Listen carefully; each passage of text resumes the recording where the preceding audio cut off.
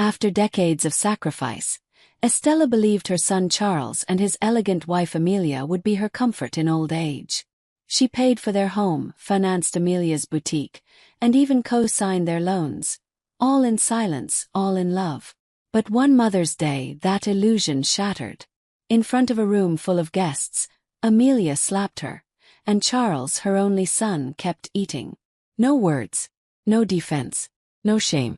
That single moment of humiliation ignited something Estella had buried for years. Instead of tears, she chose precision. With the help of her loyal friend Lucille, a fearless lawyer Fiona, and a former student Marina, Estella began quietly reclaiming her life. She froze accounts, revoked signatures, erased her son's name from her trust, and took back every inch of what was hers, legally and ruthlessly. While Charles and Amelia's business empire began to collapse under their lies and debt, Estella rebuilt something far stronger, a life on her own terms. When Amelia finally called crying, "We've lost everything," Estella's reply was calm and final. "You never had it. You only borrowed me." By the end, Estella's house stood as a symbol of her freedom, no longer a vault for others' ambitions, but a home filled with warmth, laughter, and respect. Surrounded by women who genuinely cared for her, she rewrote her will, leaving everything to a women's shelter, an adult literacy program, and Marina, the student she once inspired. Her last words in her journal said it all. Respect isn't something you earn once. It's something you protect, even from your own blood. There was the bouquet tied with twine, Amelia's way. She always said ribbons were too much. The wildflowers were fresh from my garden that morning, arranged in soft pastel shades with a hint of lavender. I held them close as I climbed the stone steps to her house, determined to keep things civil, maybe even warm. The door was half open. Inside, the dining room buzzed with laughter from Charles's colleagues and Amelia's Pilates friends. My son greeted me with a vague wave when he saw me. Amelia took the bouquet with a smile that never reached her eyes. "How thoughtful," she said, setting it down on a sideboard without looking for a vase. "Oui, quiche." I complimented the hollandaise sauce, even though it was cold. I asked about her shop, even though I already knew the accounts weren't doing well. She asked about my blood pressure, always mixing it up with my cholesterol. I let it go. Then I made the mistake. "I called Thursday, left a message," I said, reaching for my tea. Amelia didn't even blink. "I know. I was busy. I just wanted to confirm the time for brunch. I wasn't sure if it was noon or..." She stood up, leaned across the table, and slapped me hard without warning. The sound sliced the air like a breaking plate. Her hand left a blooming sting on my cheek. No one spoke. I looked at Charles. He saw it, saw everything, and kept chewing. Teddy. He didn't drop his fork. No gasp, no defense, only silence. His eyes went back to his plate. I stood slowly, the room still frozen. I pressed the cloth napkin against my cheek, not to hide the red, just to give my hand something to do. "I think I'll go," I said. My voice didn't shake. Amelia rolled her eyes, as if I were overreacting. Charles didn't stop me.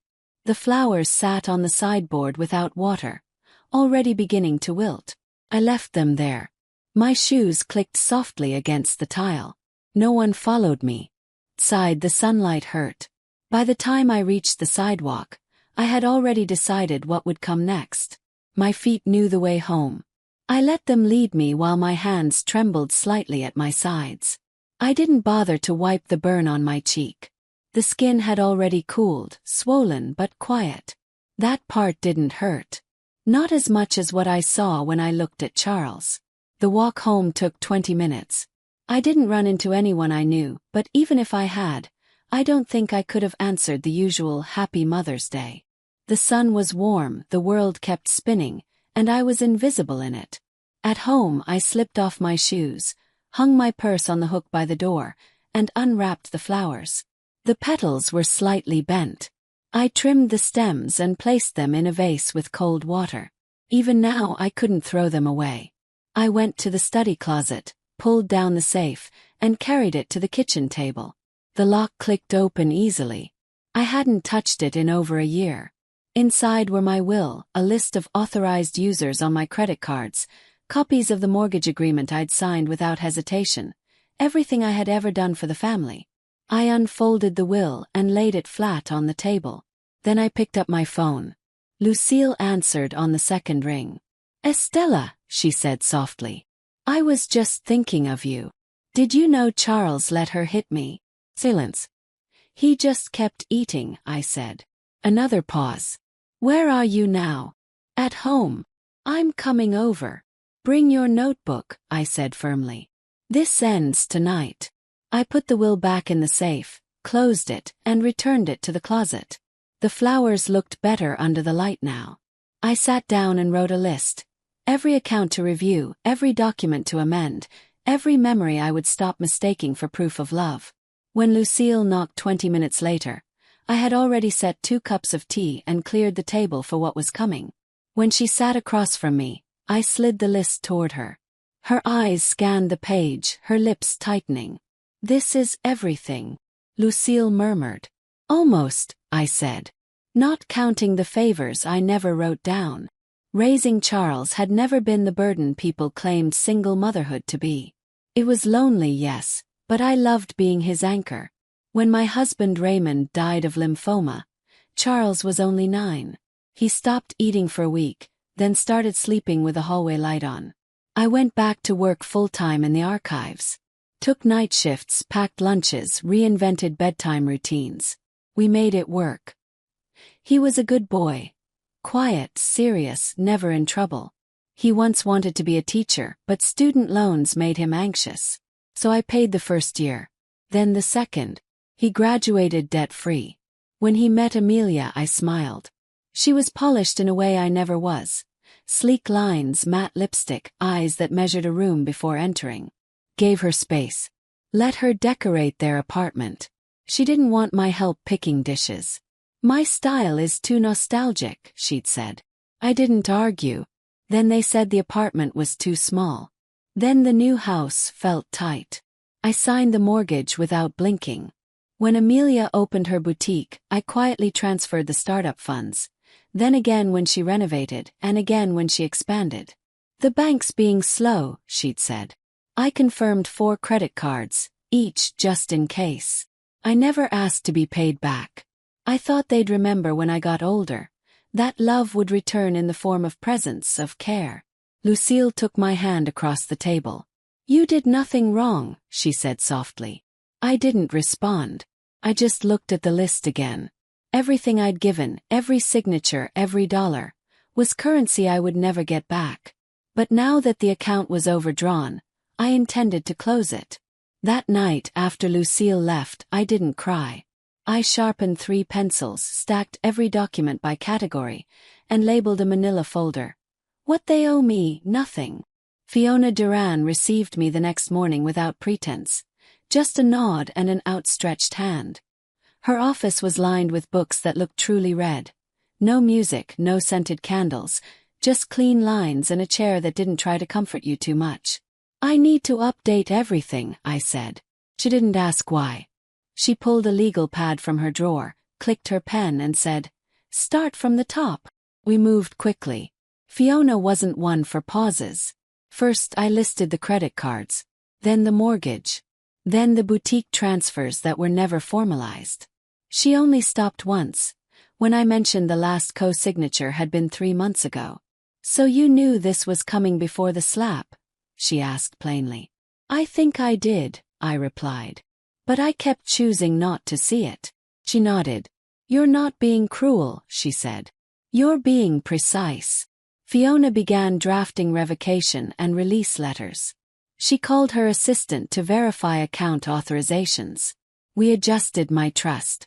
Removed Charles and Amelia as medical proxies. Notified the bank of changes to my investment account. She reviewed the original will carefully, noting every beneficiary clause. "Do you still want to keep the donation to the shelter?" she asked. "Yes," I said. "That stays. And the house, free of liens. No one signs for it but me. Never again." Finally, she looked up and asked, So, when everything is gone, where do you want it to go? I leaned back in my chair. There was a name on my tongue I hadn't spoken in a long time. She wasn't family by blood, but she never forgot my birthday.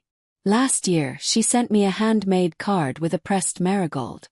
Marina Ellis, I said. Add her. And split the donation to the shelter equally. Fiona's pen moved quickly.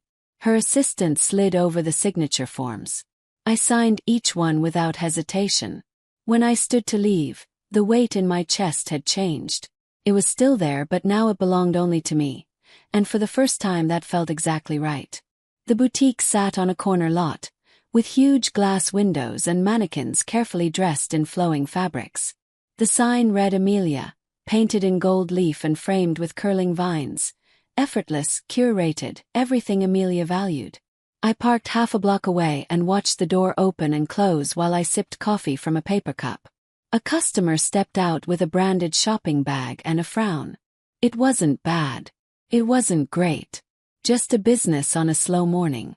The store had opened with seed capital from a generous investor, Amelia once said, dodging questions at her launch event. That investor was me. Course no document carried my name. These were personal, not professional transfers, made at her request. 3 of them, in fact.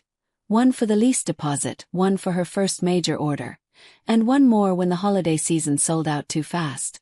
I didn't need to go inside. I already knew the color of the tiles. I picked them out at home. I opened my records folder. I had receipts, bank transfers, and emails that mentioned me fondly. Our miracle safety net. Fiona had said that was enough. I made 3 calls. One to the building's leasing agency. My role as guarantor would be formally revoked. Another to the supplier in Guadalajara. No more extensions on unpaid invoices tied to my name. And a third to Fiona, to withdraw any verbal agreements pending before they could be rolled into Amelia's next round of funding. I brewed chamomile tea and sat by the window. The calls began around 2 o'clock, first from Charles's number, then Amelia's, then her assistant's. I let them all go to voicemail. By late afternoon, Fiona texted me. Suppliers are already calling her. Is nervous. How far do you want to go? Far, I replied. Outside, the plum tree in my yard had started to bloom. I leaned back, cup in hand, and watched the petals drift across the porch like small, deliberate exits. Each one fell without apology. The first letter arrived 2 days later, scribbled in Charles's handwriting, though the words were too careful to be entirely his. Mom, things got out of hand. Everyone was tired. Emotions run high during the holidays. Nobody meant anything by it. I folded it neatly and placed it in the floral box on the hallway shelf, the one that once held birthday cards and thank you notes from the grocery store. I resealed it with a strip of tape, a record of convenience. The next message came by text. Amelia's tone was clipped, like she was checking a box. I didn't mean to offend you. I just expected you to respect boundaries. Let's move on. Boundaries. How ironic. Then came another longer letter from Charles. Vaguely apologetic, vaguely defensive. I wish you'd said something earlier. You know how Amelia is. I thought everything was fine with you. He never mentioned the slap. He never mentioned his silence. Kept that one too. Then came the envelope that changed everything. It was addressed in a courier's neat handwriting. Inside was a typed letter on the boutique stationery. This one wasn't an apology. It wasn't even an explanation. It was a transaction. We've had delays with the closing of the new property. We assumed the guarantee was still valid. If not, would you be willing to provide a bridge guarantee until the papers are finalized? There it was, shameless, unrepentant. Not even an attempt to make amends. Just another request. I walked into the backyard, letter in hand. The laurels along the back fence were in bloom. Small white buds, delicate and almost translucent. Raymond had planted them years ago, saying they looked like quiet victories. I pressed the letter against the bark of the tallest tree. I didn't tear it. I didn't burn it. I just watched it there. Ridiculous, trembling in the breeze, pinned between two branches like a forgotten child's drawing. When I went back inside, I opened my notebook and wrote a single word at the top of the next page. Finished. Then I turned to a blank page and wrote again. Now I knew that knock before it even came. Too soft for a stranger, too hesitant for a neighbor. When I opened the door, Charles was standing there, hands in his pockets, eyes darting from the porch railing to the doormat to me. "I thought maybe we could talk," he said. I stepped aside. "You have 10 minutes. He came in like a boy entering his old childhood room, aware of how strange everything felt now, how rearranged it all was. "I didn't come to argue," he began. "I just wanted to clear the air." I said nothing. "I know Mother's Day went wrong. It was a lot of pressure. Amelia's been under a lot of stress with the boutique," Charles said. "I should have stepped in." I raised a hand. "You should have," I said quietly. "But you didn't." He nodded, swallowing hard.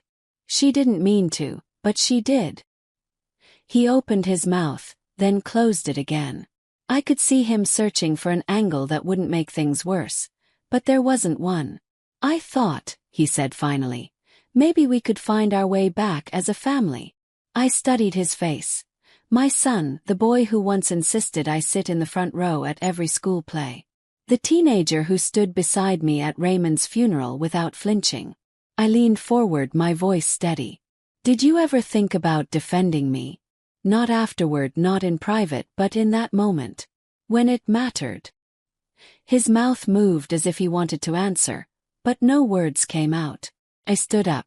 "If you can't defend me in public," I said, "then you don't have me in private."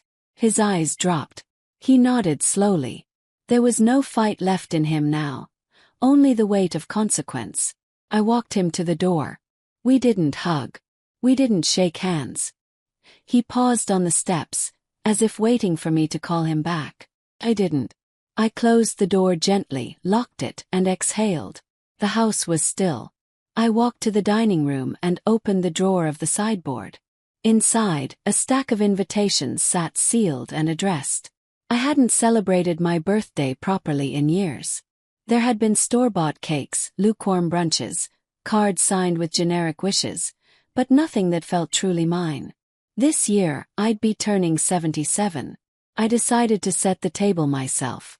I chose 3 names. Lucille, who had shown up that night with ginger tea and fire in her eyes when I needed her most.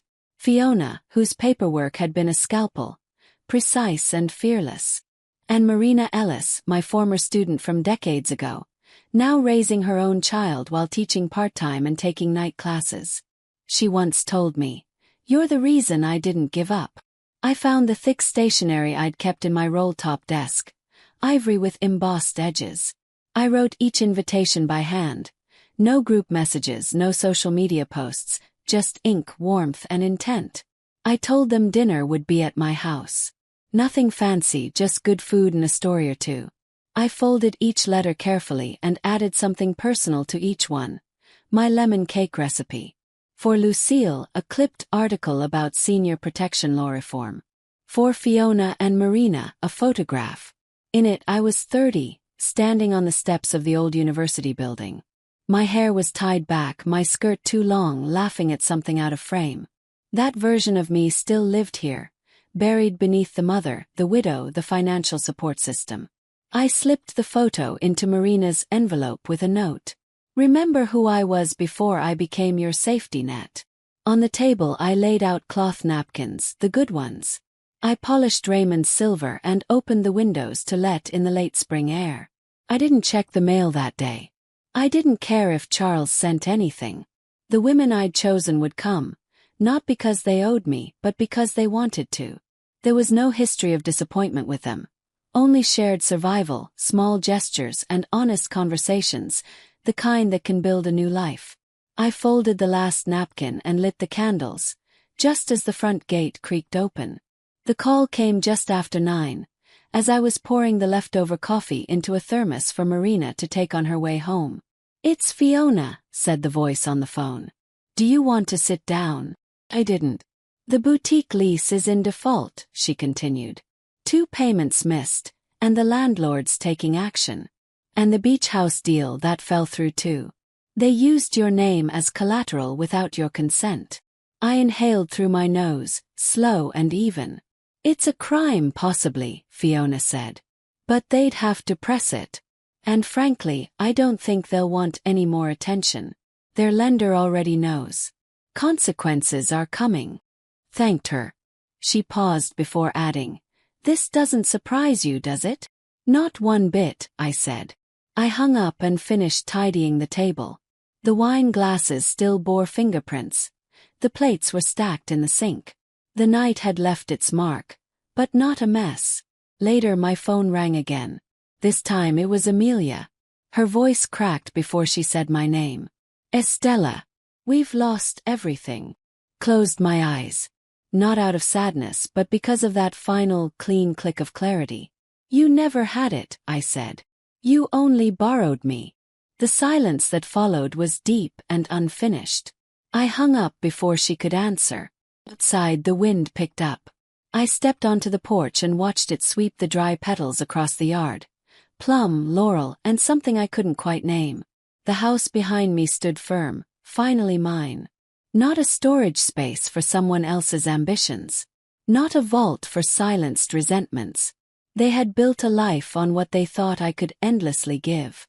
Credit, trust, identity. And when I took it back, it all collapsed like a house drawn in sand.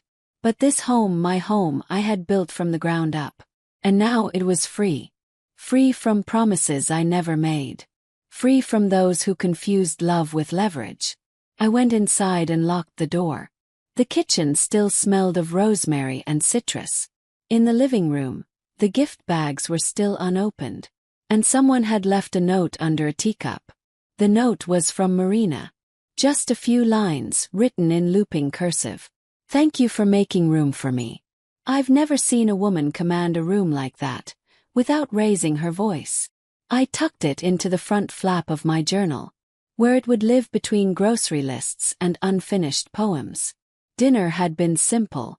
Herb-roasted chicken, caramelized carrots, lemon cake with a golden sugar crust.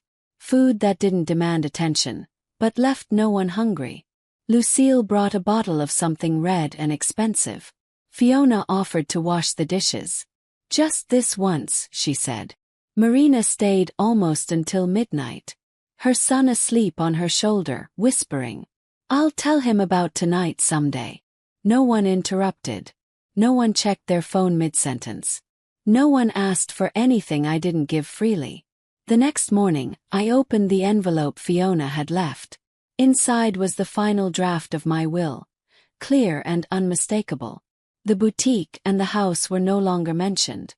Charles and Amelia were absent entirely. Everything would be divided among the local women's shelter, the adult literacy program, and Marina Ellis.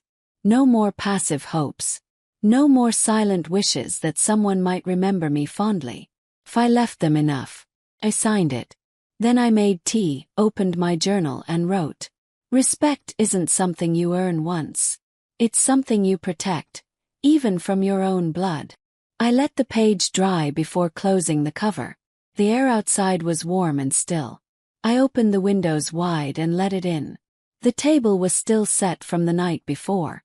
Only the centerpiece slightly wilted. I didn't clear it right away. I liked how it looked. Used, not abandoned. I sat at the head of the table again. Not waiting for permission. Not checking whether anyone else was ready. The house was quiet.